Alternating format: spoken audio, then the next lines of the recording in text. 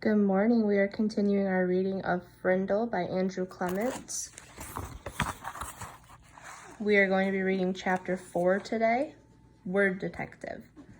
It was a beautiful September afternoon, bright sun, cool breeze, blue sky, but not for Nick.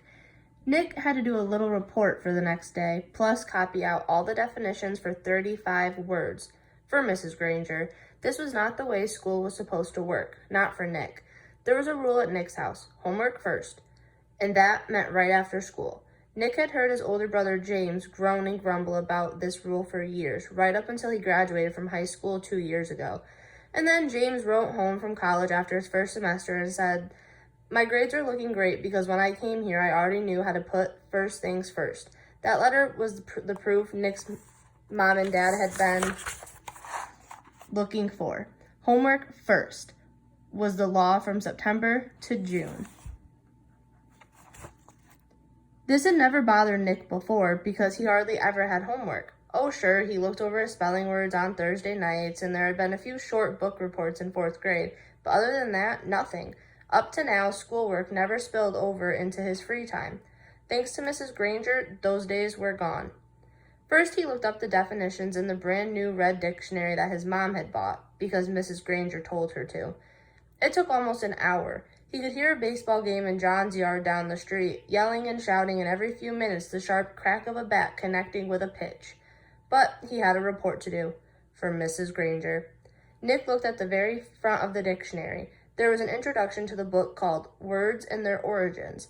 Perfect, Nick thought. It was just what he needed to do his report. It would all be over in a few minutes. Nick could already feel the sun and the breeze on his face as he ran outside to play. Homework all done.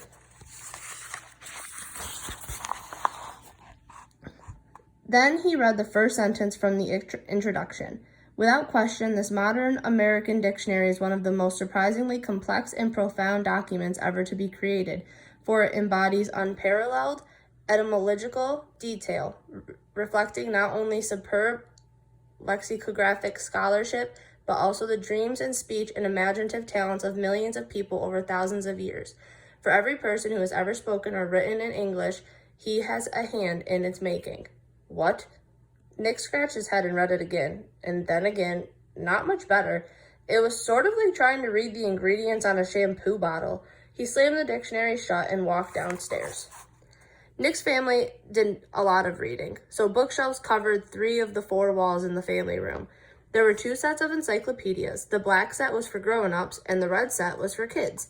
Nick pulled out the D volume from the red set and looked up dictionary. There were 3 full pages with headings like early dictionaries, word detectives, and dictionaries today. Not very exciting, but he had to do it, so Nick just plopped down on the couch and read all of it.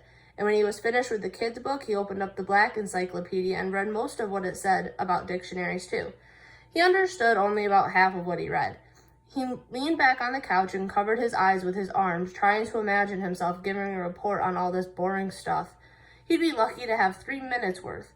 But because Nick was Nick, he suddenly had an idea, and it brought a grin to his face. Nick decided that giving this report could actually be fun. He could make it into something special. After all, Mrs. Granger had asked for it.